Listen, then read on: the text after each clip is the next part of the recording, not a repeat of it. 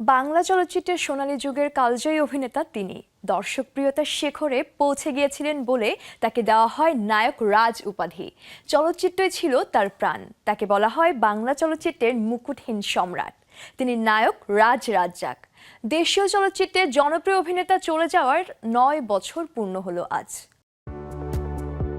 কখনো নীল আকাশের নিচে হেঁটেছেন রোমান্টিক নায়ক হয়ে, কখনো হাজির হয়েছেন পিতার বেশে, আবার কখনো বা হয়েছেন সংগ্রামী যোদ্ধা।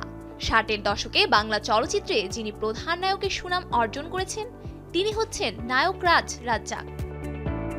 তার আসল নাম আব্দুর রাজ্জাক। পরে তাকে উপাধি দেওয়া হয় নায়ক রাজ নামে। প্রায় ৪ শতাধিক সিনেমাতে অভিনয় করা রাজ্জাককে ছাড়িয়ে যেতে পারেননি বাংলাদেশের কোনো অভিনেতাই। ৬০-এর দশকে সালাউদ্দিন পরিচালিত ১৩ নম্বর ফেকু ওস্তাগার লেনে একটি পার্শ্ব চরিত্রে অভিনয়ের মাধ্যমে ঢাকায় অভিনয় জীবনের সূচনা তার। এরপর নায়ক হিসেবে চলচ্চিত্রের নায়ক রাজের যাত্রা শুরু হয় জহির রায়হানের বেহুলা সিনেমার মাধ্যমে। যদিও এর আগেই চলচ্চিত্রে অভিষেক হয়েছিল এই অভিনেতার, যুক্ত ছিলেন থিয়েটারের সঙ্গেও। নায়ক হওয়ার অদম্য স্বপ্ন নিয়ে ১৯৫৯ সালে ভারতের মুম্বাইয়ের ফিল্মালয়তে সিনেমার ওপর পড়াশোনা ও ডিপ্লোমা গ্রহণ করেন রাজ্জাক। এরপর কলকাতায় ফিরে শিলালিপি ও আরও একটি সিনেমায় অভিনয় করেন।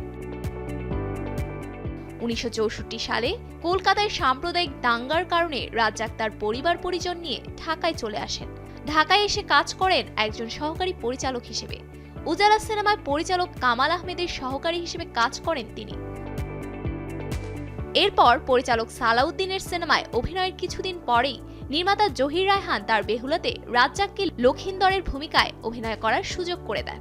এর মধ্য দিয়ে নায়ক হিসেবে রাজ্জাকের প্রথম পরিচয়। তারপর একের পর এক সিনেমায় তার অভিনয়ে মুগ্ধ হন এদেশের সিনেমা দর্শক। একে একে নায়ক হয়েছেন ৪০০রও বেশি চলচ্চিত্রে।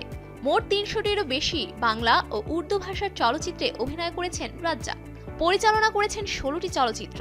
গড়ে তোলেন রাজলক্ষ্মী প্রোডাকশন হাউস।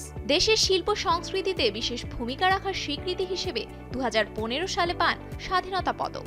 শ্রেষ্ঠ অভিনেতার জন্য জাতীয় চলচ্চিত্র পুরস্কার লাভ করেন মোট ৫ বার। জাতীয় চলচ্চিত্র পুরস্কারে আজীবন সম্মাননা পুরস্কার পান ২০১৩ সালে।